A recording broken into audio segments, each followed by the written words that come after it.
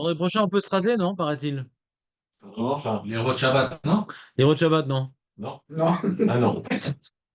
Lucien, encore. Voilà, alors si tu as vu en cours, je vais contredire ton cours. Chasvé shalom. Attendez, alors, parce que Il n'y a problème, il n'y a pas de problème, rasez-vous, les amis. Donc, de quoi on parlait? On parlait de. Ah oui, les anges! Les anges! Ouais. On est donc, c'est un sujet hyper compliqué, les amis. Vous m'avez esquinté. J'ai passé des heures et des heures et des heures à essayer de trouver des sources, d'approfondir, d'interpréter. Vous m'avez esquinté, vous vous imaginez pas. Vous allez me demander pardon, là, il y a quelque chose qui se passe. C'était terrible. Donc, où j'ai mis mon document? Parce que je ne me rappelle plus de rien. Ah, je l'ai fermé. On va le rouvrir, c'est pas très grave. Alors, on va faire comme ça. On va revenir ici. Voilà, je l'ai. Donc, nous avons donc, euh, on a le devoir dans la Hamida, lorsque nous nous retrouvons en communauté et que le ministre officiant, certains Rishonim disent que pourquoi, bien qu'on connaît la Hamida et qu'on n'a plus besoin du ministre officiant pour la répétition et acquitter les gens qui ne connaissent pas, on l'a pas annulé. Une des raisons, c'est pour pouvoir faire la Gdoucha. Parce que sinon, comment on aurait fait la Gdoucha? C'est compliqué. Ouais. Donc la Gdoucha, c'est important. Il y a une marloquette. Est-ce que la Gdoucha, c'est de la tfila? Ou c'est tfila betsibour? On va être Mekadesh MB. On va être mitpalel, on va glorifier Hachem sur la tfila betsibour. Non, c'est mitzvah à part. De Kiddush Hachem. On l'a mis ici parce que ça tombe bien. Mais c'est pas lié à la tfila. Il y a une marloquette. Sur la Gdoucha, c'est une occasion d'être Mekadesh Hachem. On l'a mis ici parce que ça tombe le mieux. Ou non, après qu'on a fait la Gdoucha, on a glorifié Hachem dans la Gdoucha au niveau individuel, il y a aussi une mitzvah de prier de manière communautaire, de glorifier de manière communautaire. Par loquette, bon, il y en a qui veulent faire des nafkaminotes. Est-ce que maintenant, d'après le Shulchan Aruch, quand on fait la Gdoucha, on baisse les yeux? D'après le tour, on lève les yeux? Quand on fait la Gdoucha? Il y en a qui veulent dire c'est ça la marloquette, quand tu baisses les yeux, c'est Midinet Fila. Quand tu lèves les yeux, c'est Kelou. Atamoser nafshecha lachem, c'est déjà plus la tfila. Le Harizal, il va pas comme le Shouchan, il dit que quand tu fais la Gdusha, tu dois avoir l'intention d'être Mekadesh, comme si tu donnais ta vie à Hachem. Il n'y a pas cette halakha dans la tfila. Donc c'est un truc à part. Comprenez ou pas ce que je veux dire? Hein? Je fais trop vite? Bon, c'est pas de votre faute. Donc, on continue. Donc, en tout cas, la Gdusha que les Chachamim nous a imposé de proclamer lors de la Chazarat Hashatz, eh bien, nous venons copier deux versets dans les prophètes et dire un troisième verset qui est dans le Teilim 146. D'accord ou pas? Imlor, c'est dans 146. D'accord? Mais non, mais tu fais pas tous les matins psouké des Imra? Oh, ouais. Sur le Patariaou, ils mettent sur le côté les références des Teilim. Ashré, enfin, Teila de David, c'est 145. Après, tu as 146. Ouais. C'est les derniers Teilim du Sefer Teilim. D'accord? ah oui. D'accord? Imlor, on le dit tous les matins, Imlor. D'accord ou pas dans les psouké des Imra? C'est le dernier pasouk du deuxième Teilim des psouké des Imra, Jonathan. D'accord? Donc on vient maintenant proclamer la proclamation des anges de la Gdusha divine. Donc, Kadosh, Kadosh, Kadosh et Baruch. Et on y ajoute une proclamation du Ham Israël, la prière de David Ameller, que Hachem puisse régner à tout jamais à Tzion, dans le Beth Amikdash. D'accord? Donc il faut comprendre le lien entre la proclamation des anges et la prière de David Ameller. Oui. Et on aura une autre question qu'on a déjà posée, mais on y avait mal répondu, je pense, dans mon passé. Et pourquoi, quand on prie pour que Hachem y règne à tout jamais, on n'a pas pris un passouk de la Torah? Il y a un passouk de la Torah qui dit qu'Hachem y règne à tout jamais. Dans la Shira, on dit également tous les jours. Non? En général, la Torah, c'est plus fort que les Teilim. Peut-être que David s'est inspiré de toute façon. D'accord? Et pourquoi on donne l'inspiration et pas l'expiration? En plus, on sait que c'est lié qu'à la. Non, mais je vous demande pas de répondre, mais si vous voulez, vous pouvez y aller, comme ça fait jouer la montre. Vas-y, ouais, qu'est-ce que tu dis? On pourrait comprendre que c'est lié qu'à la Souf. Qu'à ce moment-là, on a été extasié, on a dit l'autre, c'est général. Magnifique, magnifique, mon cher. Magnifique, Mamash. C'est validé? C'est ça l'idée, Khazak. On va la développer, on va l'étayer. Ouais, du coup, tu as vu, je sais pas ce qui m'est arrivé, je t'ai laissé parler, ça m'a échappé. C'était pour la bonne cause. Et donc reprenons. Donc nous, avant qu'on développe, enfin, qu'on analyse les deux versets proclamés par les anges, il faut réfléchir, c'est quoi un ange? Et c'est quoi ça vaut quoi une proclamation des anges? C'est quoi ça, une proclamation des anges? D'accord? C'est quoi un ange? C'est un être qui n'a pas de libre arbitre, c'est ça qu'on va expliquer. Alors c'est quoi un ange? Alors je vais expliquer c'est quoi un ange, d'accord? Je me permets de parler de ce sujet parce que on parle de la Gdusha qui est la proclamation des anges. Celui qui a perdu le fil, je le remets à l'heure, d'accord? Donc Malar, Malar, si tu cherches dans les ancêtres qui font des dictionnaires comme le Rada, comme les Rishonim, Malar, ça veut dire Shaliar. Shaliar, c'est des shlichim d'Akadosh Baruch Hu, des envoyés. Des envoyés. Hachem, il va envoyer un ange pour guérir. On a vu avec Avram Avinu, ouais. Un ange pour punir, un ange pour guérir, un ange. Et un ange de din, un ange de chesed, un ange de miséricorde, ouais. Il y a l'ange du feu, l'ange de l'eau. Voilà.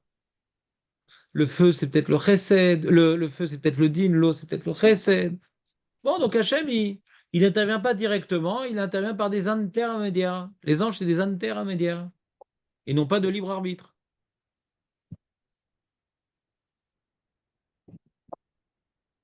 Et pourquoi Hachem ne fait pas tout seul? La grande question. Vous comprenez la question ou pas? Hachem, qu'est-ce qu'on a dit dans la Gdusha? Qu'est-ce qu'on a expliqué dans la Gdusha? Que tout vient d'Akadosh Baruch Hu. Tout est effacé devant sa présence, tout est effacé devant son intérieur. Donc il fait tout en vérité, tout provient de lui. Alors pourquoi il prend des anges? Quelque part, les anges, ça s'oppose à la Gdusha.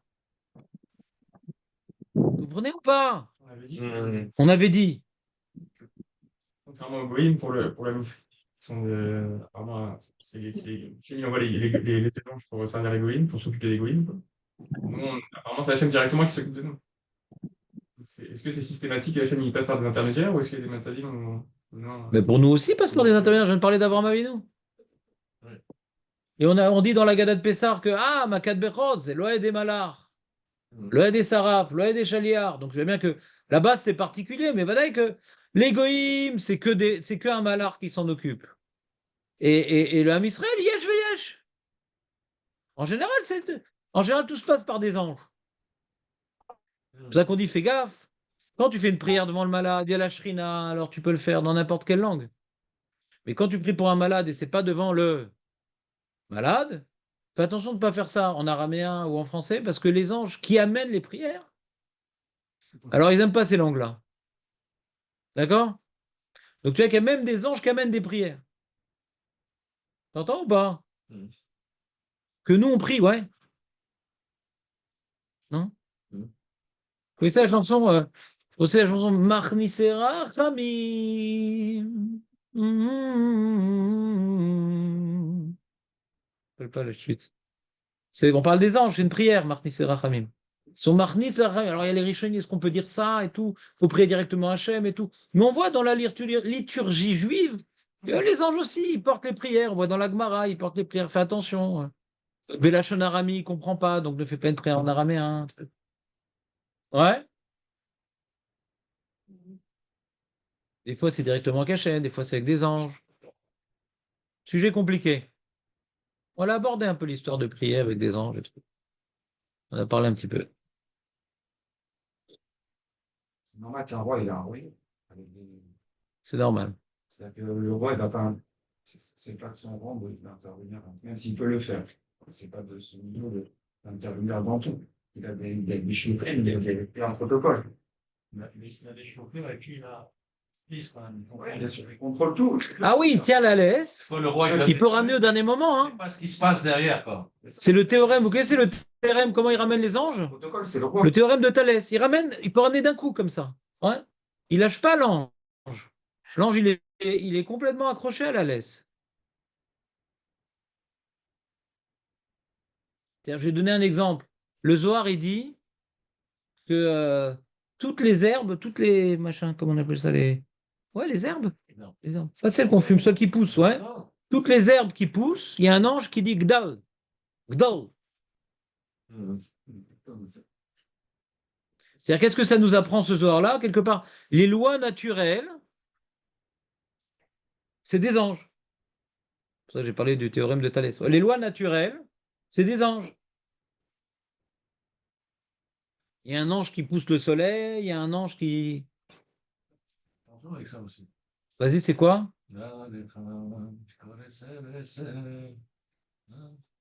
Ah, Chazak. Ça, c'est un Zohar, ça. Ça, c'est un Zohar. C'est-à-dire que Hachem, vous êtes d'accord que la nature, ça semble être des lois perpétuelles, qui se répètent, etc. C'est des anges que Hachem, il envoie. D'accord? La mère nature, c'est le genre nature. Voilà, exactement. La mère nature, c'est les anges nature. Donc Hachem, il peut s'opposer à ses envoyés. Il peut s'y opposer. Mais il y a des envoyés permanents.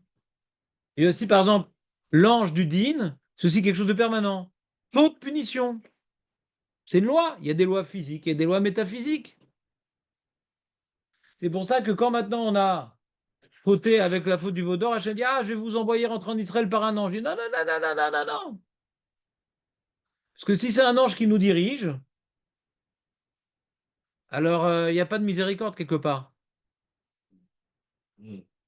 Hachem, il n'est pas limité par des lois.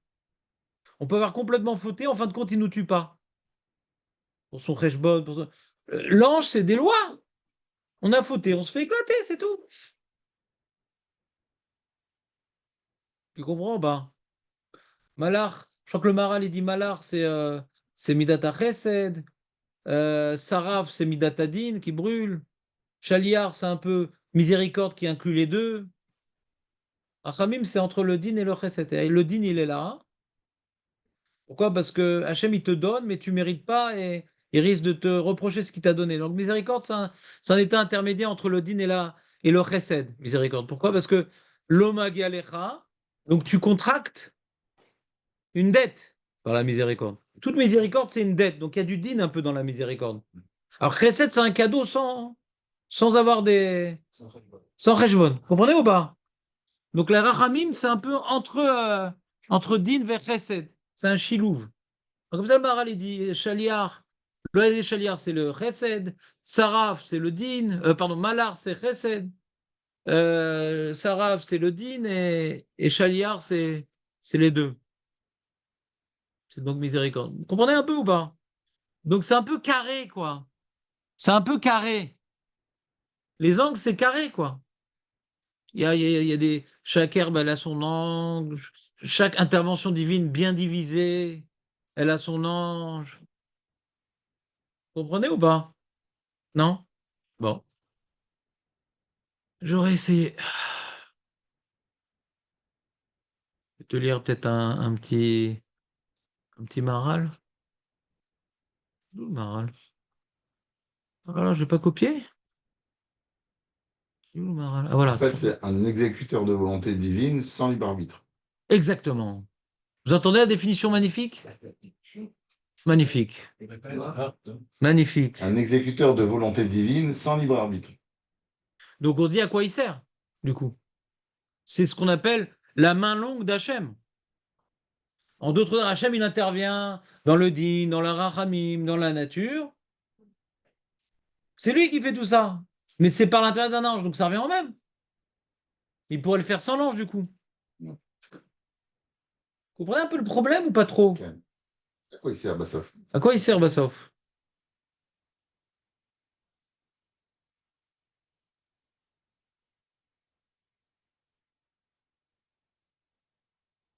Alors, je vous lis le Maharal, qui est dans Gvurat Hashem.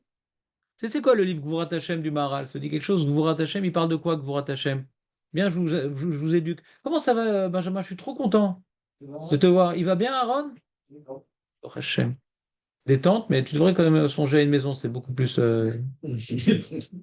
adapté pour un enfant de cet âge-là. Donc, oh, Hashem. La tente était longue, ouais. Les amis, Gvurat Hashem, c'est le livre du Maharal sur Pessah. Tiferet Israël sur Shavuot, Matan Torah. Or Hadash sur Purim, Megillah. Il a fait différents livres qui traitent de... Il n'a pas fait de livre sur Sukkot. Et donc, Gvurat Hashem qui parle donc de Pessah. Alors là-bas, il a tout un développement sur les anges. Voilà, ils ont fait une Shira, ils n'ont pas fait de Shira, alors de Kriyat Yam Suf, et tout un développement sur les anges, sur la Shira des anges. Et là, il détermine c'est quoi les anges. Je vous lis les mots. Qui a malachim mipne shem kitot mechulakim mitralfim lefi shem kitot pratim kemushamru Michael memune al maim. Michael c'est al maim. Michael c'est maim. Michael. Vous savez ou pas? Michael c'est maim. Gabriel à la Esh. Gever, tu vois, c'est le din. L'ange Michael, vous qui connaissez un peu, c'est quoi l'ange Michael? Il est un peu protecteur comme ça, non? Il est bon, quoi. L'eau, c'est la bonté, le feu, c'est le din, ouais. Comment? Voilà, Chazak ou Baruch. ואם כן תמצא חלוק ביניהם, מה שמסודר מן כל אחד ואחד, ולכל הדברים תמצא שעה וזמן. Donc, il y a donc l'ange, il représente la division divine. Quand Hachem il veut faire que du din, Gabriel, que du chesed, Michael. C'est un moment précis, c'est un endroit précis. לכל הדברים תמצא שעה וזמן בפני עצמו מחולק מן השני, כי יש זמן מיוחד לכוח המים ויש זמן מיוחד לכוח האש, וכן כל דבר ודבר יש זמן מיוחד. ושירת המלאכים כאשר הם פועלים מה שהוא מסודר, מאיתם ואז מציאות שלהם מורה על הפ... Il veut expliquer pourquoi l'ange, pourquoi le shira des anges, il n'est pas tout le temps. On a vu dans la Gemara la semaine dernière, Choline.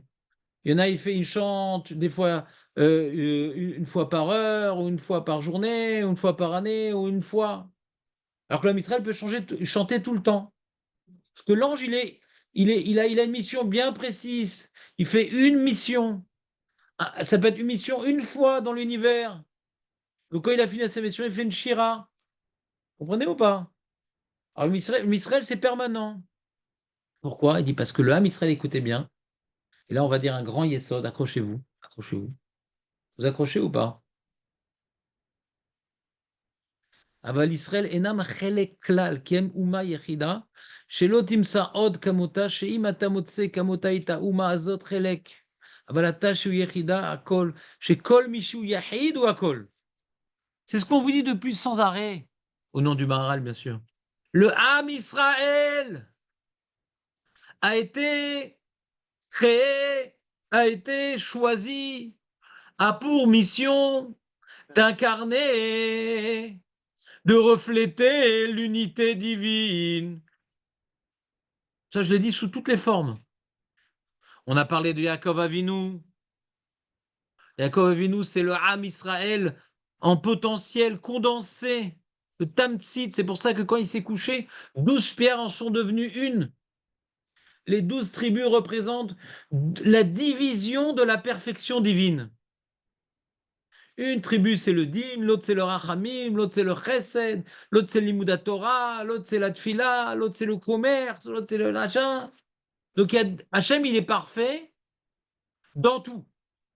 À part Raymond, un homme normal ne peut pas être parfait dans tout. Un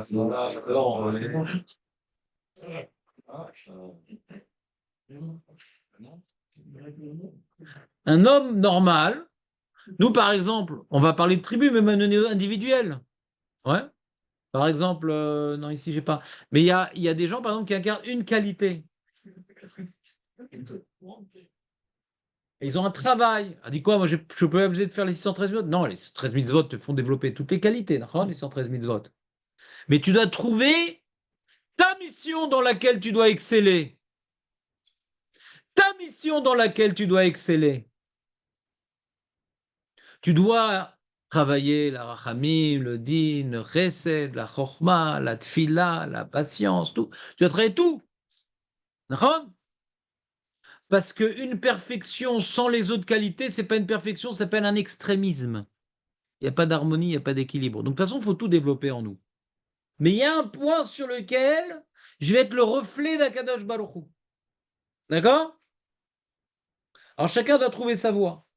Alors souvent on dit schéma Garim, le nom que tu as, souvent il est porteur de ta mission.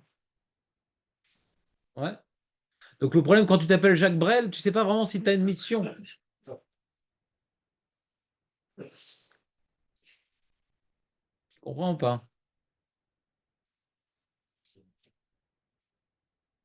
Et des fois, tu dis, ah, ce nom, c'est plutôt Midatadin, ça, c'est plutôt Midatarachami, machin. Il y a des gens très forts dans les noms. Et des fois, ça marche. Hein. Des fois, ça marche. J'ai un fils qui s'appelle Gabriel, c'est de la Goura. Hein. Ah ouais? Wow. C'est du feu? Wow. C'est du feu? Pas embêté. Alors, t'en as pas un qui s'appelle Michael? Non. Dommage, ce serait bien, il y aurait eu des... Tu comprends ou pas? Et donc, au niveau individuel, on va chercher sa mission. Et souvent, sa mission, on ne le sait pas, elle provient de notre tribu. Parce que chaque tribu a une perfection particulière. Mais quand les 12 tribus travaillent ensemble, et un c'est le rachamim, l'autre c'est le din, et l'autre c'est le chesed, et l'autre c'est l'intellectualisme, et l'autre c'est l'émotion, machin. Tous ensemble associés, c'est le reflet de la perfection divine qui incarne toutes les perfections. Seul Hachem peut incarner toutes les perfections ensemble. C'est quelque chose d'inhumain d'être parfait dans tout, parce que quand tu tires d'un côté, ça dépend de l'autre. Quand tu développes le din, ça dépend de la rachamim. Tu comprends ou pas? Un mec qui veut exceller dans le din, ça dépend de la rachamim. Un mec qui veut exceller dans le chesed, ça dépend du limud Torah. Comme on a vu avec Rava et Abaye. Vous voyez ou pas? Non, vous voyez pas? Vous comprenez ce que je veux dire ou pas? Tu développes un domaine d'Avodat Hashem, ça dépend d'un autre. Alors il y a des halakhot qu'on n'a pas le droit de transgresser. Tu dois faire un minimum de Torah, tu vas faire un minimum de chesed, comprends? Il y a des trucs, il y a un minimum dans tout. Tu vas pas dire, ah non, moi c'est le chesed. Il y a des mecs, par exemple, ça arrive souvent chez les religieux, ils ont grandi dans le monde religieux et tout, ils n'aiment pas trop le limoud, alors ils vont à Zaka, ils vont à Magen David, ils croient que ça les acquitte du limoud Torah. Ah, je fais plein de chesed. T'es débile ou quoi? Chazonish a déjà parlé de ça. Il dit, c'est pas parce que tu fais Ben Adal Mamakom que ça t'acquitte au Ben Adal Chavero et réciproquement. Tu dois tout faire, tout développer en toi. Alors tu peux t'épanouir dans un domaine particulier. Tu dois t'épanouir, pas tu peux, tu dois t'épanouir. Tu comprends ou pas? C'est dur cette question-là. Hein. Qui suis-je? L'armoire à glace qui dit qui suis-je, dans quelle étagère? Ouais, c'est une question difficile. Vous savez comment on découvre? Il y a des gens, ils posent la question, mais moi, je ne sais pas dans quoi je suis fait. Et pourquoi je suis fait. De quoi je suis fait, d'où je proviens et d'où je dois aller. Vous savez, qu'est-ce que je lui réponds en général? Qu'est-ce que je réponds à cette personne-là? Non. Parce que ta femme, elle veut dire, toi, t'es fait pour rien. Toi. T'es un bon à rien, comme dirait l'allemand. On a plus loin les qu'on a. Non, non. Comment savoir ce pourquoi on est fait, les amis? On a Pourquoi on est attiré? faire la chose. Hein? Pourquoi on est attiré? On a du mal à faire la chose. Ouais. C'est pas faux ce que vous dites, mais vous manquez la première étape. Comment savoir ce pourquoi je suis fait? On fait tout. Fais tout. Investis-toi dans les Torah, Kemosh et Tsarir. Investis-toi dans le Chesed, Kemosh et Tsarir. Investis-toi dans la Tfila, Kemosh et Tsarir. Investis-toi dans le Ben Ravero, Kemosh et Tsarir. Investis-toi dans l'intellectualisme, Kemosh et Tsarir, dans l'émotion, dans le... Verroulé. Quand tu as tout fait, alors tu arrives à... Non? Tu arrives à avoir... Dans ça, j'étais bien, dans ça, j'ai une prédisposition à ça. Mais si tu ne fais pas Messirut Nefesh dans chacune des choses que j'ai évoquées, tu ne sauras pas ce pourquoi tu es fait. Oui, mais Rav, alors c'est facile en un an. Non, c'est pas en un an. Pourquoi c'est pas en un an? Parce que pour pouvoir s'investir comme il se doit dans chaque domaine, on a besoin des autres domaines, comme on a dit. Sinon, c'est déséquilibré. Donc, tu grandis petit à petit dans tous les domaines. Donc, mais si on t'achète dans tous les domaines, jusqu'à épuisement, bien sûr. Et à un moment, hein, donc c'est une histoire d'une vie, les amis. Attends. C'est pas le mec, hein. Le mec, il a 22 ans, il dira, veux savoir c'est quoi ma mission, ma truc. Si maintenant t'es Rav Eliashiv ou Raphaël Kaneski, eux ils savaient assez tôt c'est quoi leur mission parce qu'ils ont mis les bouchées doubles, les bouchées triples. Donc eux ils savaient vite c'était quoi leur mission. Tu comprenais ou pas? Mais nous on est tellement lents. Vous savez il paraît qu'on est tous écrits dans la Torah. Vous savez dans quel paracha on est écrit nous qui sommes tellement lents? Dans paracha de Tzav, nous. Nous on est tellement lents. Qu'est-ce qu'il y a, Marco? Ça l'a excité, ce couchure. Ouais, qu'est-ce qui se passe? Toi, t'es fait pour le VAD, Marco, je sais déjà. Ouais. Ouais, c'est vrai, faut rendre le planton, hein, si j'avais pas. Comment? J'étais obligé, il faut rendre le planton.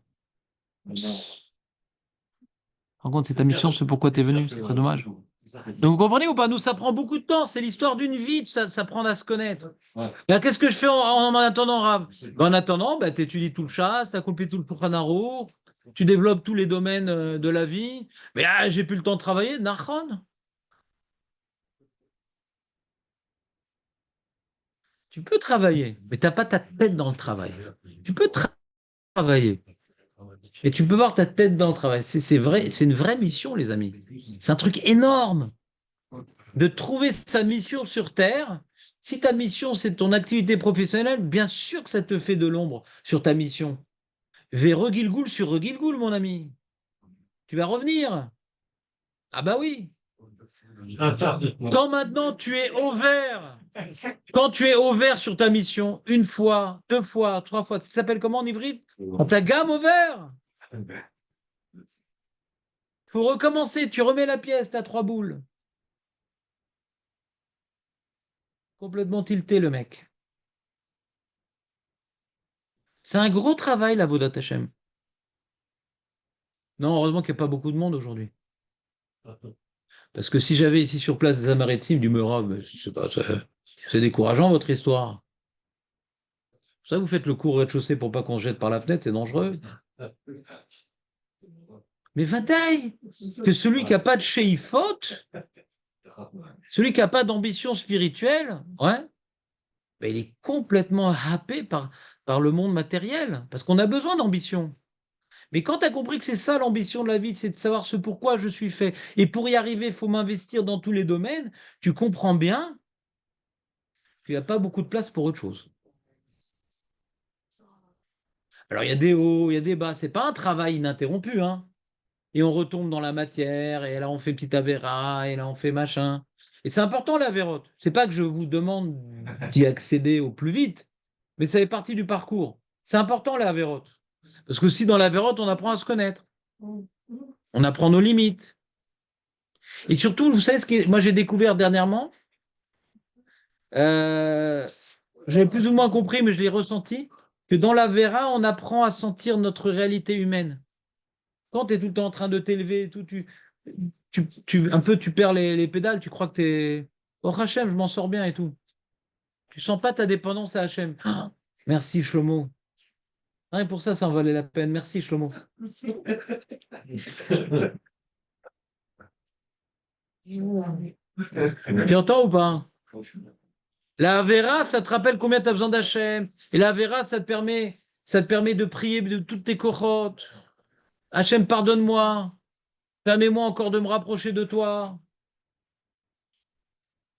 Donc même si on doit incarner une certaine perfection, Hachem, il a fait. Il y a marqué par exemple, Lotov Heyot Adam Levado.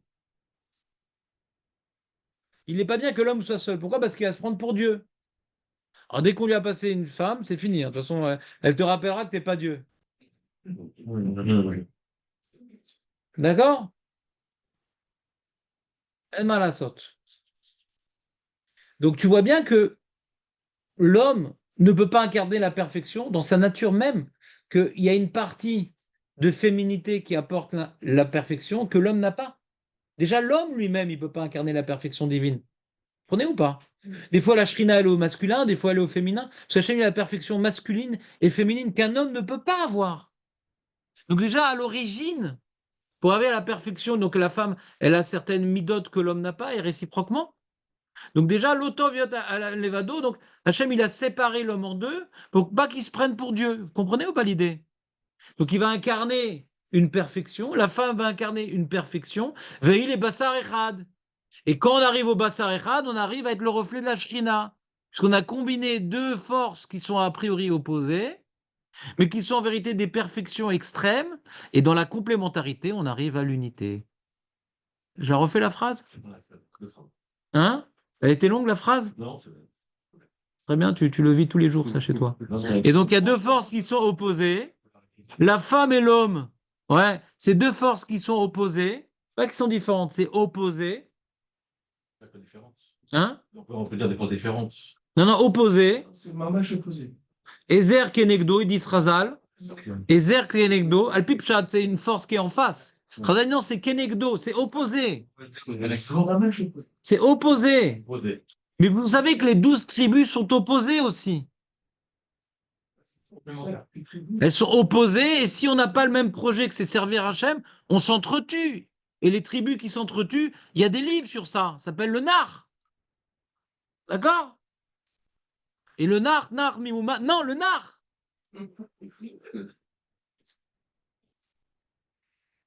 Tu comprends ou pas?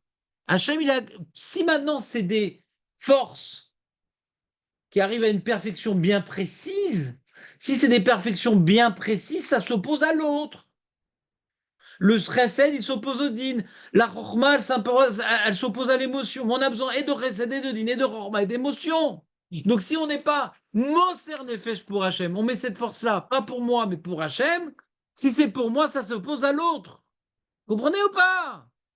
La perfection du mâle face à la perfection de la femelle. Si c'est pas pour faire Bassar et Khad qui est au service d'Hachem, ça s'oppose. Ça peut pas marcher.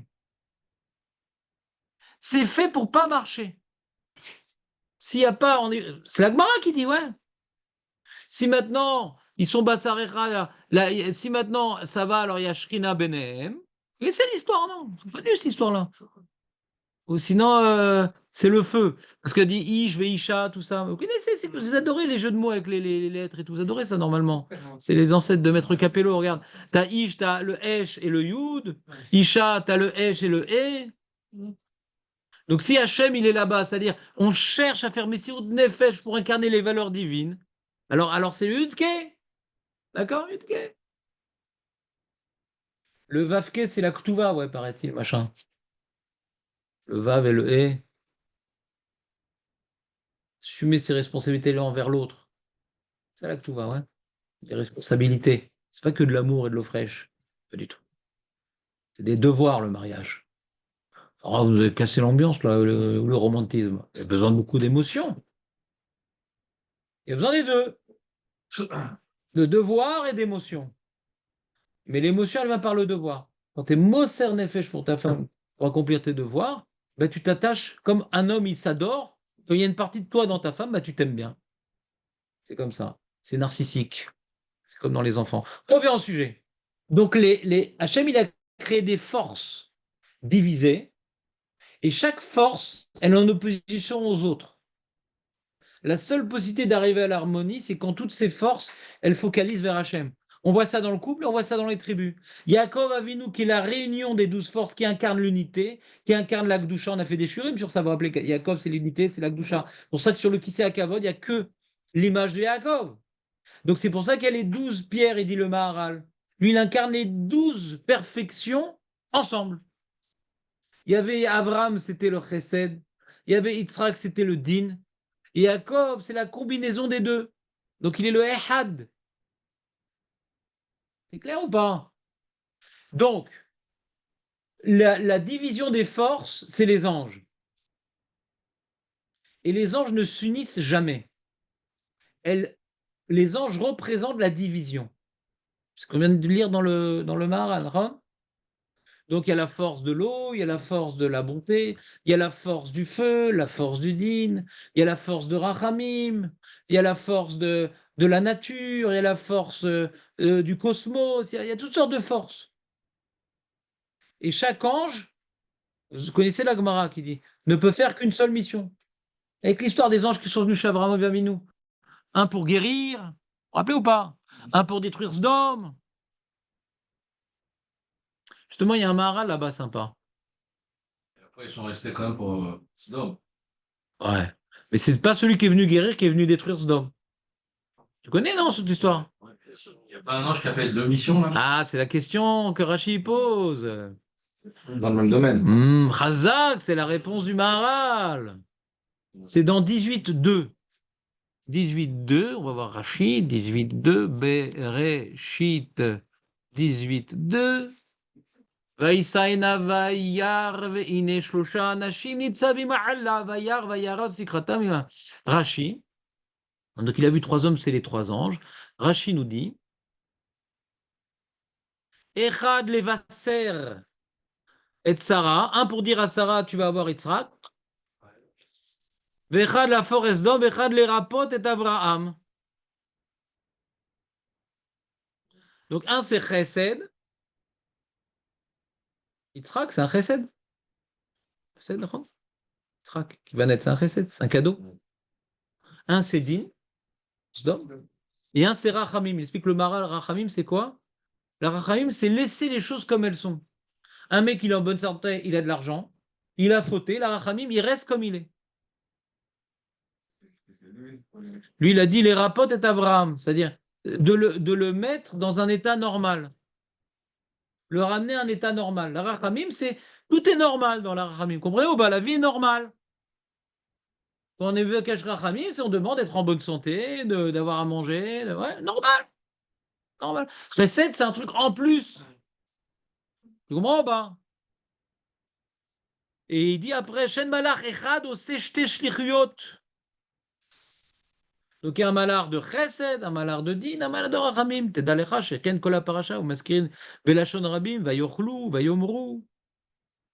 À chaque fois on parle du pluriel et quand maintenant il parle à Sarah, vayomer shuva shovelecha. Ah, là c'est au singulier. On voit que c'est un ange. Quand on parle de ce qu'ils font ensemble, c'est au pluriel. Mais quand on parle de la bonne nouvelle pour Sarah, il y a marqué vayomer, pas vayomru. Ils auraient pu dire les 3. Les 3 n'ont pas dit à Sarah. Un a dit à Sarah. Parce que c'est le malheur de Chesed. Vous comprenez ou pas? Ou Be'afichatz Dom, il y a marqué qu'il aura la sorte d'avoir. Je ne peux pas faire. Vous voyez la preuve comme elle est belle ou pas? D'abord, on les présente les 3 au pluriel. Quand on parle de l'annonce, la bonne nouvelle de Sarah, c'est au singulier. Quand on parle de la destruction de Sodome, je ne peux pas faire. Ouais. Véraphaël, Shéripa et Abraham, Alar, Misham, Latzilet lo. Ah, mais il ne fait pas de mission.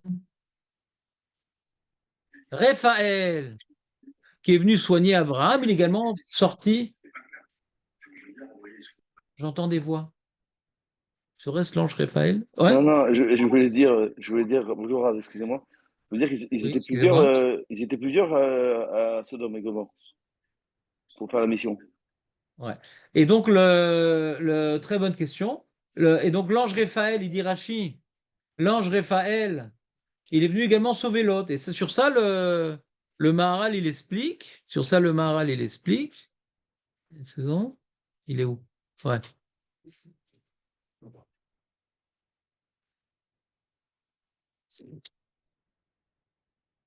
Israël, c'est quoi? Il a pas une fois, il est cuit, d'accord. Il dit Aval les rapports et Avraham, chez Achol Lichiot, ou Malach Acher. Que Abraham puisse vivre malgré sa maladie, c'est un autre ange. Chez Entova viendra. Il est ni bon ni mauvais. Il est ni chesed ni din. Que Abraham soit comme tout le monde. Ni plus ni moins. Les kayem. Et c'est pareil pour Lot. Lot, quand il a sorti de Sodome, c'est pour qu'il vive comme tout le monde. Il a eu ni un cadeau, ni une punition. Qu'il continue à vivre. Comprenez ou pas l'idée? Non? Bon, bah tant pis. C'est un problème, la question. Quelle question? Ce qu'il a donné, il a dit c'est avec la générale. Quoi, de Shlichuyot. C'est la même shlichut. Si on va maintenant voir la shlichut, Non, je veux il y a dire- chesed, din, ve kiyum. Kiyum, c'est rachamim. Kiyum. Alors, De redevenir en bonne santé ou de sortir de Sdom, c'est la même shlichut. C'est ce qu'il a dit Bishimon. C'est parce qu'il est le Maral. Si? Il dit que c'est la même chose, il dit que c'est la raison pour laquelle. Comment? Il explique que ce qu'il a fait à l'autre, c'est aussi les KM, mais moi, ce qu'on a vu dans ce que tu lis là, qu'il a dit que c'est ça qui répond à pourquoi il a fait les deux missions. Pourquoi il n'est pas mort pour les autres. Rachid dit que c'est la même mission, le Maharal explique. Rachid dit que c'est la même mission. Et quand le Maharal il a défini les 3 types de missions, on comprend que c'est la même mission. Rachid affirme que c'est la même mission.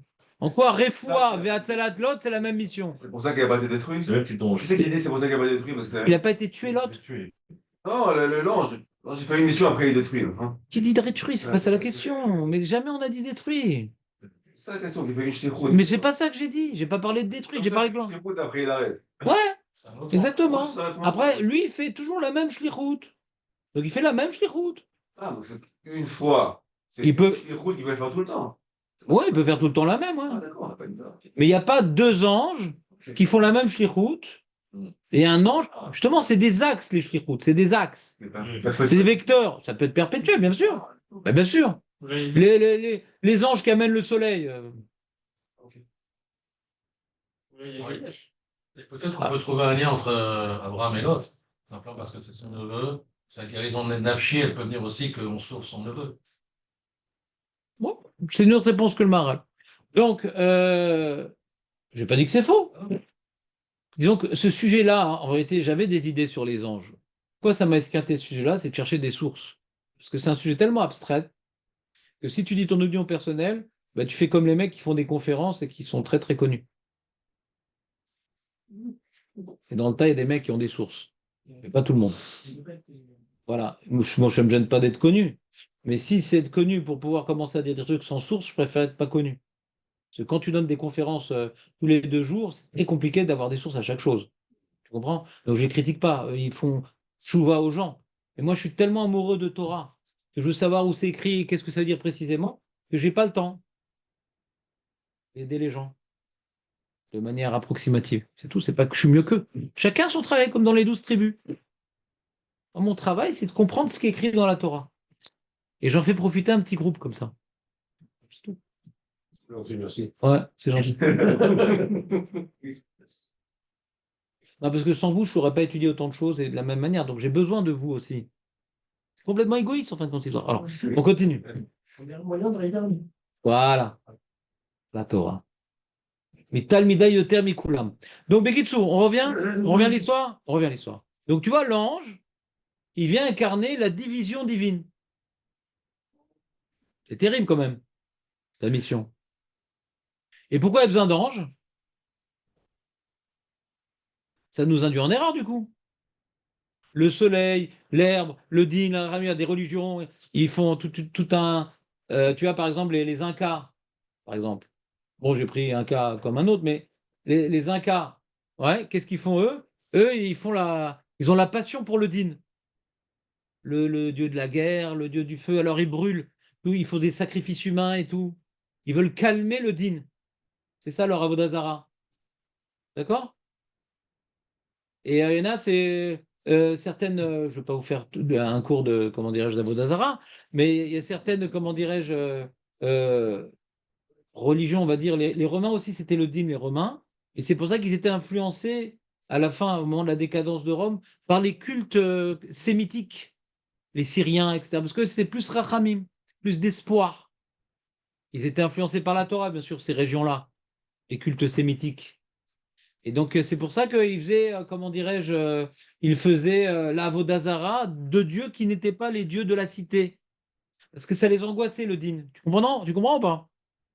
Donc, là, il va mettre le paquet sur la Ramim, l'autre le paquet sur... Non, c'est dangereux, les anges. C'est du fait que maintenant, il y a un ange de din, un ange de Rachamim. Donc tu peux servir une Nekuda et oublier que Hachem Echad. Il est dangereux, l'ange. La notion de division, elle est dangereuse. Le Maasé Bereshit aussi, il est dangereux, dit le Ramchal. Comme maintenant, Hachem, il a créé le Maasé Bereshit, donc il a créé des réalités différentes. Il a créé le ciel, la terre, les animaux, les végétaux. Ouais, il a créé plein de réalités. Et donc, du coup, la Vodazara, ben voilà, je vais servir cet animal, je vais servir le ciel, je vais servir. La création elle-même, la création de notre monde, c'est le Echad, Hachem, qui a créé les réalités divisées, séparées, différentes. De toute façon, il y a un problème.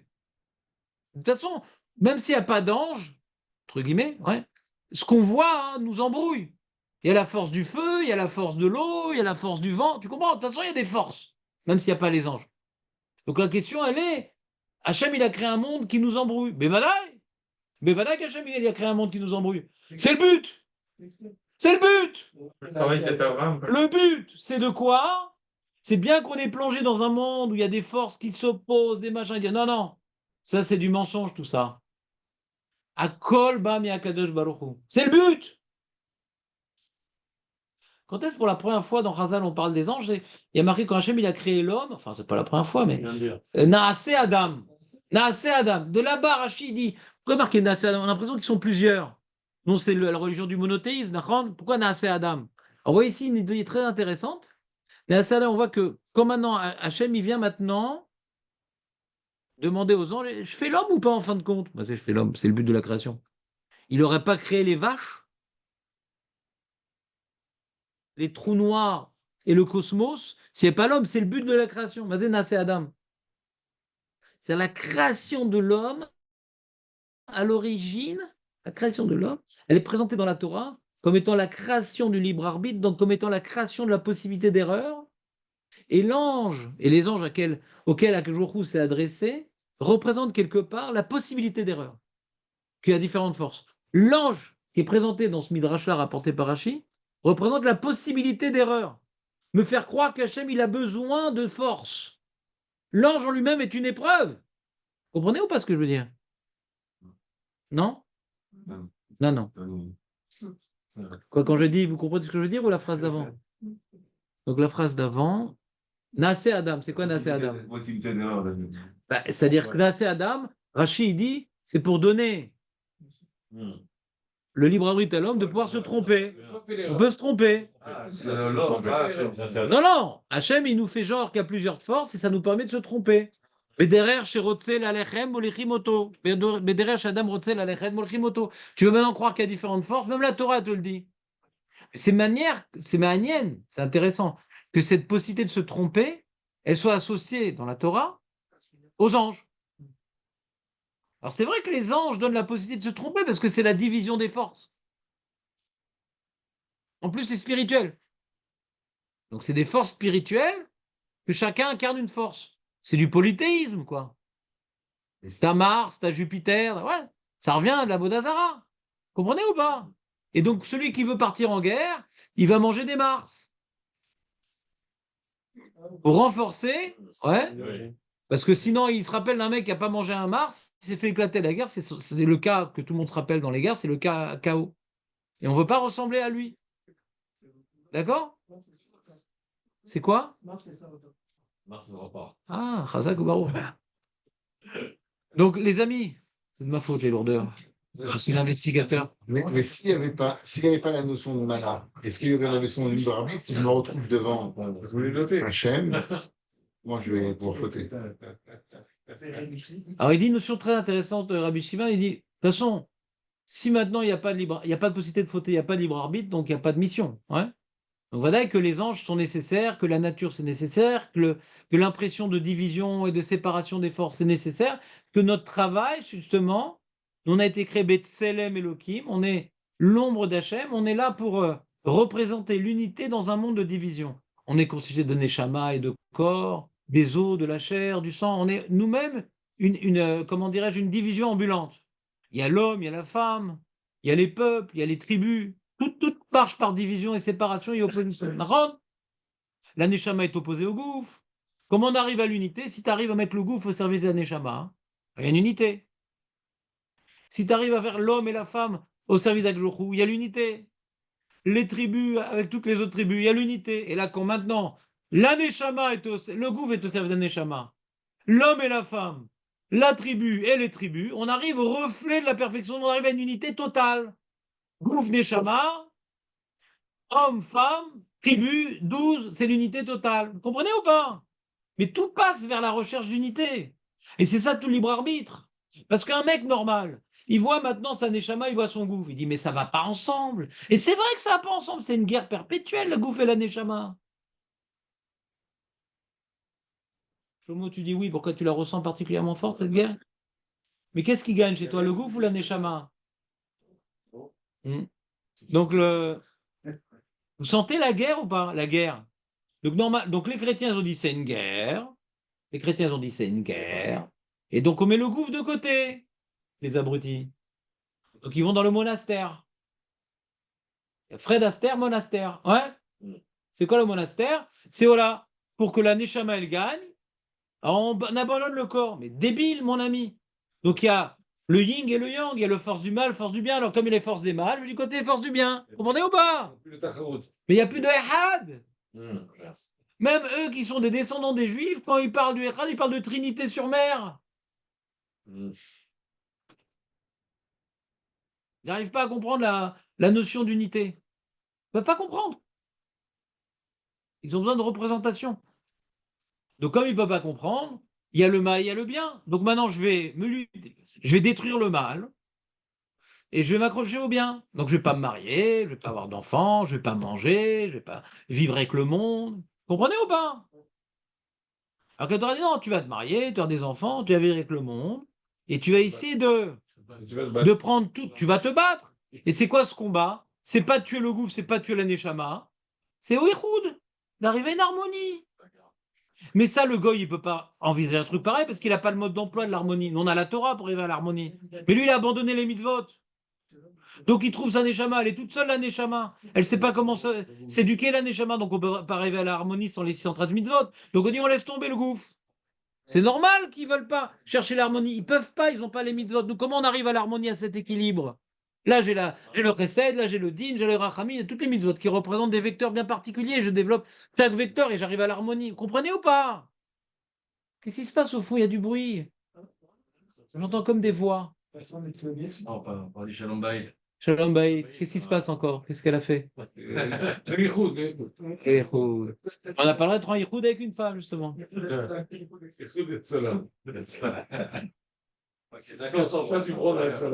Ah, vous comprenez un peu l'idée?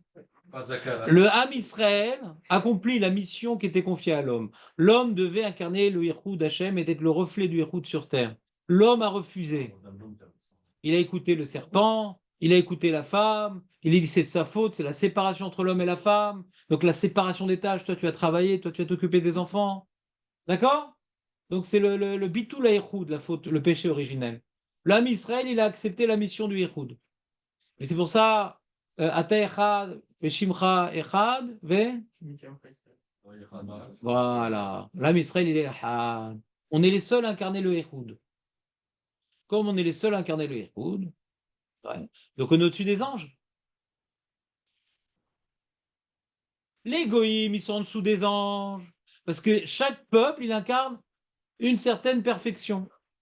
Chaque peuple incarne une certaine perfection. Donc il a au-dessus un ange qui le dirige. Mais comme c'est une certaine perfection uniquement, tout peuple a une apogée, une décadence. Parce qu'il y a un extrême. Vous comprenez ou pas? Chez les goïms, c'est que de l'extrémisme. C'est que de l'extrémisme. Un truc, après ça tombe parce que tu ne peux pas tenir. On comprends ou pas?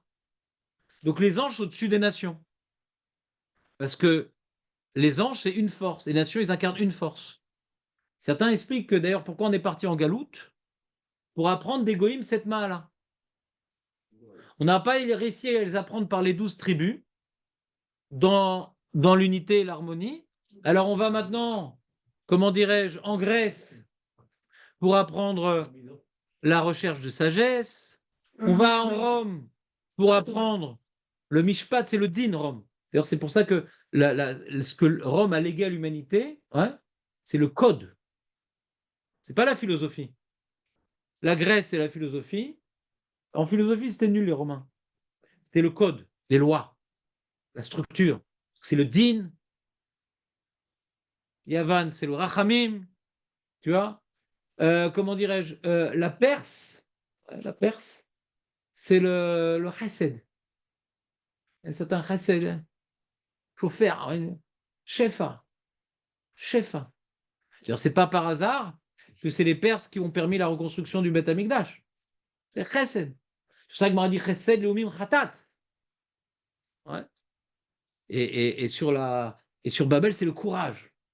On a besoin de courage, on a besoin de chesed, on a besoin de din, on a besoin de chorma.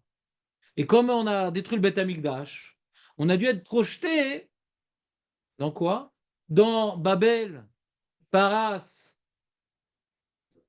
Yavan et Rome. Pourquoi? Parce que c'était quoi le chorban du Beth Amikdash? C'était quoi le problème en vérité? C'est qu'on ne recherchait pas l'harmonie. Chacun il recherchait à développer sa Nekuda sans s'associer les uns aux autres. Et quand tu as une Nekuda, ça arrive à un extrême. Une Nekuda, ça arrive à un extrême. C'est comme ça. Quand tu es trop masculin, tu effaces le féminin. Quand tu es trop chesed, tu effaces le din. Une Nekuda, ça efface. Et nous, quand on a été plongé dans Babel, on a vu l'extrémisme d'une perfection. On a été plongé dans Paras, l'extrémisme d'une perfection. Ça nous amène au Ihoud, les 4 empires. Vous comprenez ou pas? Que quand tu as une perfection, ça devient une horreur. Ça devient la galoute, ça devient des massacres, ça devient des viols, ça devient la pire chose qui peut arriver. Une perfection. La seule possibilité de bonheur, c'est toutes les perfections associées. La galoute, c'est le piroud, il dit le Maharal. C'est quoi? Il explique comme ça le Maharal. Gaal et Gal. Vous savez, le terme galout et Géoula, c'est le même terme. Gimel Lamed. À quelle vague tu t'accroches? Gal. Sauf que la galoute, c'est Gimel Lamed et Géoula, c'est Gimel Aleph Lamed. Vous savez ça, non? Ouais. J'ai déjà fait une fois, c'est dans Netzach Israël qu'il explique ça. Gaal, c'est quand maintenant on met le Aleph au milieu. Ça, c'est la Géoula. Vous comprenez ou pas? Le Aleph est au milieu. La Géoula, c'est quand on réunit toutes les vagues pour le Ehad. C'est pas lui qui parle de vagues, j'ai rajouté. Ouais? Vous comprenez ou pas? Ehad. Gala, Benjamin, Gala, c'est He. C'est quoi He? On dit que le Lamazé est écrit en forme de He, Nachon ou pas? Un truc comme ça, non? Je sais pas. Alors c'est quoi le Olamaba? C'est Yud, parce que c'est Ehad, le Olamaba. Et Olamazé, c'est le Piroud. Donc c'est une lettre, mais Fouredet, c'est comme ça, comme si tu avais 4 points cardinaux comme ça, mais il y a une possibilité de rentrer quand même. C'est la tchouva. Oui, il y a tout une mara qui parle du Yud et du E, d'accord?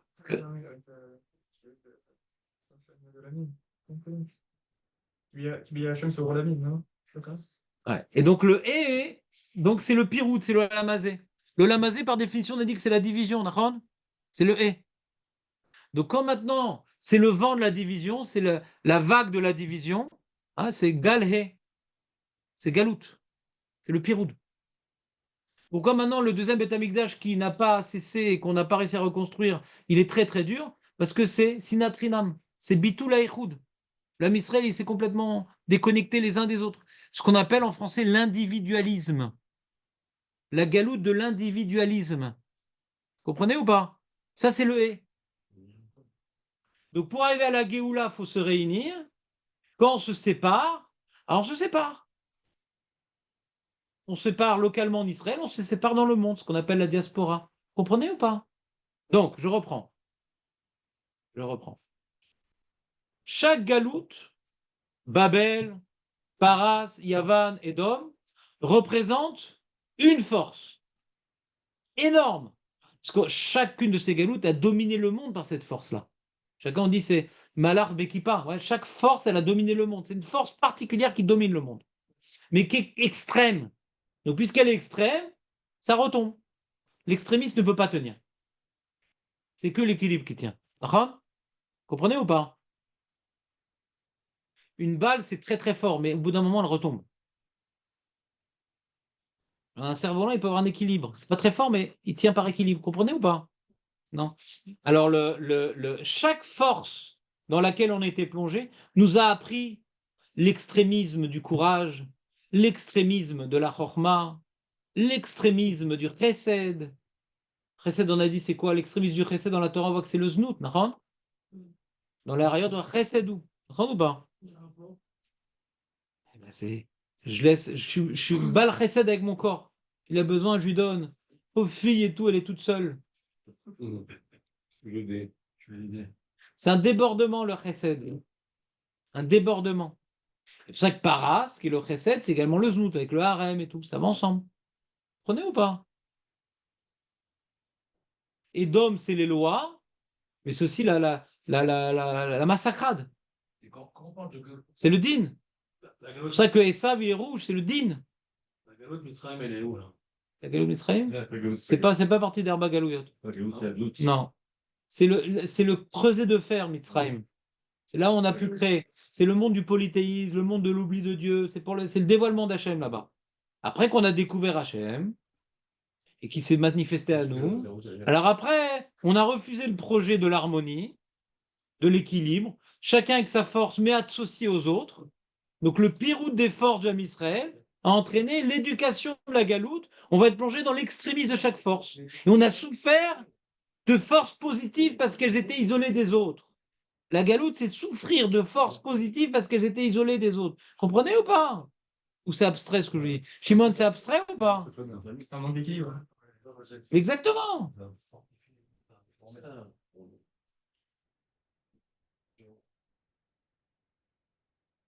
Les 4 pieds du tabouret, quoi. Les 4 pieds du tabouret. Les 4 pieds du tabouret. J'ai entendu qu'après la galoute Roma, la galoute Ishmael. Non, ça c'est le Even Ezra, le Ramban l'a massacré. Ouais. Il a dit, t'as dit ça parce que t'as tellement souffert des Arabes que c'est l'actualité qui t'a influencé. Il dit un truc un peu, pas dans ces mots, mais a priori. Alors c'est vrai que les conférenciers, ils ont bien aimé ce Even Ezra, mais c'est très dur à établir dans les textes, dans Chazal. Le Maharal aussi, il a beaucoup massacré la chose. Si on veut donner une place à Ishmaël, c'est le lieutenant de Édom.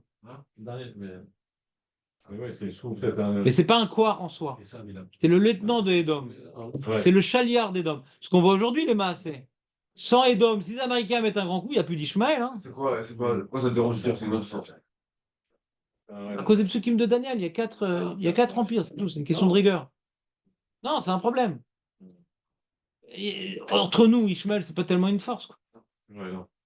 Ils ont jamais vraiment. C'est lié à ça, oui. Lié à ça, oui. C'est-à-dire, je rentre pas dans le sujet. D'accord? On parlait de Galles, pas de Coran d'air. On parle plutôt de vagues que de Coran. Ouais?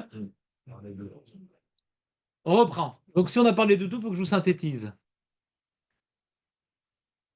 Il faut être synthétique. Donc, on a dit les anges, ça représente la division des forces. Donc, on ne peut pas se prosterner devant un ange, servir un ange, parce que c'est de la vodazara. C'est que tu mets en haut une force. C'est ça les goïms. Les goïms bémettent, eux, ouais, il y a marqué dans Dvarim qu'ils ont le droit de faire Avodazara Béchitouf. Ils peuvent maintenant reconnaître avec Jourkou et associer notre force. Comme ça, ils possèdent le Ramban. Avodazara Béchitouf, parce qu'eux-mêmes, ils incarnent une force. Eux-mêmes, ils sont un piroud. Mais nous, on ne peut pas faire Avodazara Béchitouf parce que nous, on doit incarner toutes les forces. Donc, comme nous, on doit incarner toutes les forces, on est au-dessus des anges. Mais comme ils incarnent une force, leur base, c'est l'ange. Ils sont en dessous de l'ange. Vous me suivez ou pas? Donc, ça sert à quoi, les anges? Eh ben, de la même manière que le monde, il sert à avoir un libre arbitre pour diviser les réalités et que nous, on les réunisse, les anges, c'est un peu pareil. Ça fait partie de l'épreuve. Naasé Adam. Parce que Bémet, il y a des anges qui se dévoilent, il y a des goïms qui ont accès à des dimensions spirituelles, qui ont accès à certains anges. Donc ça fait partie de l'épreuve de la division. Les goïms tombent dans les anges, ils en font des dieux, et nous, on voit ça comme étant la longue main d'Akadosh Baruch Hu. Première idée, ça fait partie de l'épreuve, les anges. Mais deuxième idée, très importante, qui est rapportée par le Ramchal dans Dadvunot, que Hachem, pourquoi il a créé un monde avec plein d'intermédiaires? C'est comme une centrale nucléaire. Quand tu branches ton téléphone à la centrale nucléaire, ouais, ça va pas tellement abîmer la centrale nucléaire, contrairement. Tu as besoin maintenant pour accéder à l'énergie de base, à plein de, comment on appelle ça, d'adaptateurs. D'accord ou pas? Pour comprendre Hachem, on a besoin de plein d'écrans. Non, c'est électropique. Pour voir le soleil, on a besoin d'un écran, sinon ça brûle les yeux. Regardez le soleil, ça brûle les yeux. Mais si on met certains écrans, on peut voir le soleil. Comprenez ou pas? Pour comprendre Hachem, son chesed, sa rachamim, son din, sa chorma, on a besoin de forces qui incarnent la perfection d'Hachem de manière partielle. Parce que si tu dis tout d'un coup, c'est comme Zarchmor. Zachor Veshamort. Mais Dibur Echad, on ne peut pas entendre une chose pareille. Que Hachem qui incarne le tout, il va incarner et le positif et le négatif. C'est ça le Zarchmor. Mais nous, on a besoin de mettre de côté les mitzvot positives et mettre de côté les mitzvot négatives, de développer une certaine force qui est en nous dans la retenue et une certaine force dans nous qui est dans la de passer à l'acte. Vous comprenez ou pas? On ne peut pas faire les deux en même temps. Donc les anges qui incarnent des forces bien précises nous permettent de découvrir la perfection divine de manière divisée pour trouver notre voie à nous diviser, mais après la réunir, chacun avec sa force. Alors je comprends ici quoi. Quand j'ai réfléchi à Midat Adin d'Akadosh Baruch Hu, c'est l'ange de Din qui est intervenu. Lui, il sait faire que ça. La Midat Chesed, c'est l'ange de Chesed qui est intervenu. Lui, il sait faire que ça. Et je me suis imprégné des interventions de Din ou des interventions de Chesed. Donc j'ai appris des choses. Et quand j'ai appris ces choses-là, je vais me renforcer dans le Din ou dans le Chesed. Mais qu'est-ce que je vais faire après avoir trouvé ma place et avoir réussi à travailler mon din ou mon chesed ou un peu des deux? Après, je dois tout mettre au service d'Akadosh Baruch Hu, être au-dessus des anges. Mais les anges permettent d'avoir accès à toutes les perfections divines sans qu'elles soient mélangées, qu'elles soient kadosh à nos yeux, qu'elles dépassent l'entendant une main. L'homme, il a besoin de mettre de l'ordre pour comprendre des choses. Les anges, c'est mettre de l'ordre. C'est Hachem, il met de l'ordre dans ses interventions pour qu'on puisse y avoir accès, pour qu'on puisse les localiser, qu'on puisse maintenant les diviser, qu'on puisse investir de manière partielle dedans. Mais il y a un travail de Echoud Hachem après. Est-ce que c'est un peu clair ce que je viens de vous dire? C'est important comme message, je pense. Ouais. C'était bien la synthèse en fin de compte? Ouais. On voit les deux idées, en fait, la première idée, c'est une épreuve des moulins. Ouais, tout est pour arriver au Echoud Hachem. Le Ramchal, il ne parle que de Echoud Hachem. C'est ça son travail. Dans Dadvunot, tout est pour arriver au Echoud. Tout. La réalité de l'homme, la réalité des anges, la réalité du Mashiach, la réalité du Olam Haba, la réalité du Olam Hazé. À kol ze Echoud Hachem. Deuxième réponse, c'est un peu plus dur parce que c'est. J'ai pas entendu? Deuxième réponse, un peu plus dur à comprendre parce que. Pas comprendre à vivre parce que les anges, tu les vis pas, quoi. D'accord, alors tu as la nature. C'est pas tout ce que je vis. Voilà, ça le Les anges, c'est la nature. Les anges, c'est les interventions divines. Tu vois, dans l'histoire, il y a le Midat Adin. Quand maintenant quelqu'un il faute, il est frappé, c'est l'ange du din. C'est pareil, le méchané. Il n'y a que du din là-bas. Il y a une situation, il n'y a que du din, il n'y a que du chesed. Hachem, c'est pas que du din ou que du chesed. C'est tout en même temps. Mais des fois, tu es plongé dans une situation, il n'y a que du din. Ça, c'est le malach adin. C'est ce qu'on a vu avec Abraham. Il n'y a que du din ici avec Sdom. Il n'y a que du chesed avec Yitzhak. C'est Hachem qui a envoyé. Hachem, il a promis à Abraham qu'il va avoir des enfants. Mais il a envoyé un ange.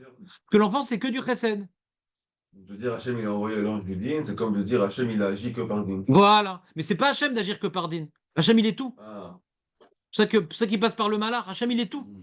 Il passe par la malade pour dire. Quelque part, le monde qui est divisé, et nous, on est divisé dans notre tête, fait qu'Hachem, entre guillemets, a besoin de passer par des anges pour qu'on arrive à percevoir ces différentes facettes, Hachem. Mais quand Hachem il intervient dans Makat Bechorot, c'était pour sauver l'âme Israël, c'était pour punir les Égyptiens, c'était en tout le din, le chesed, la rachamim, des malars, c'était tout en même temps. C'était tout en même temps. Comprenez ou pas? Je crois qu'en général, des fois, c'est pas tout, genre, des fois, c'est pas tout, des fois, c'est oui, tout. Je suis en train d'expliquer que l'eau, elle est des malars, elle est des sarah, elle est des shayar. C'est-à-dire que des fois, Hachem, il intervient, birvou de Batso, sans malar, parce que c'est un truc incompréhensible, Makat Bechorot, qui dépasse les lois naturelles, qui dépasse la Midatadine, qui dépasse. Parce qu'il y a des mecs, par exemple, qui n'étaient pas des Égyptiens, et qui étaient premiers-nés, ils n'ont pas forcément fauté, donc la Midatadine, elle est relative. Tout est relatif là-bas. Mais c'est avant tout un dévoilement du Echad. Puisque c'est un dévoilement du Echad, ça ne peut pas être fait par des malachim. Makat Bechorot, c'est un dévoilement du Yichud Hashem. Comprenez ou pas? On avait expliqué ça. Que Makat Bechorot, c'est venu détruire toute réalité idolâtre. Donc comme le premier-né, il est lui-même, il doit servir Hachem, il doit être annulé au Echad. Et toutes les statues, donc toute la notion de division a été détruite lors de Makat Bechorot. Automatiquement, même pas Betor Onesh. Le dévoilement du Yichud a annulé tout ce qui est s'opposait. Donc les Ovdei Avodazara, les premiers-nés qui normalement sont voués au service du Echad, etc. C'est venu annuler, c'est le dévoilement du Echad. Donc c'est pas un malach. C'est pas un malach. Et pour ça que c'est un moment qui n'est pas un moment Hatzot. Vous vous rappelez le problème? Il ne peut pas déterminer. Le malach, il a un moment précis. Mais c'est un moment qui n'est pas un moment. Il est pas, même le moment n'est pas définissable, le Makat Bocherot. Sachem, il est au-dessus du temps. C'est un moment qui n'est pas un moment. On n'arrive pas à le déterminer. Ni dans le temps, ni dans l'espace. C'est au même moment tout le monde. Et pas que les Égyptiens, et pas que les. Ouais. C'est beaucoup moins cadré et divisé que les autres macotes. Là, c'est le ciel qui a été frappé, là, c'est les animaux, là, c'est l'eau, là, c'est la division vraiment. Et là, non, là, c'est Hachem qui dévoile son unité, et tout ce qui s'oppose à l'unité divine, il est frappé. Et donc, le Ham Israël qui est Ham Echad, il n'a pas été frappé. C'est le dévoilement qu'est Hachem Echad, que le Ham Israël Echad, parce qu'il n'a pas été frappé lors de Makat Bechorot. Parce qu'il incarne le Yehoud. Et pour ça qu'il explique le Maharal que le Korban Pessar, c'est le Yehoud. Donc, il faut qu'il soit mangé d'un trait. Il ne faut pas casser les os. Il y a interdiction de division dans le Korban Pessar. On doit le manger entier. On doit le manger grillé parce que la cuisson dans l'eau, ça fait des particules de nourriture. Donc grillé parce que c'est ce qui reste le plus Echad. On ne peut pas casser un os. On ne peut pas manger en deux Chabourot. Ça incarne le Yehoud Hachem, le Korban Pessar. J'ai été vite.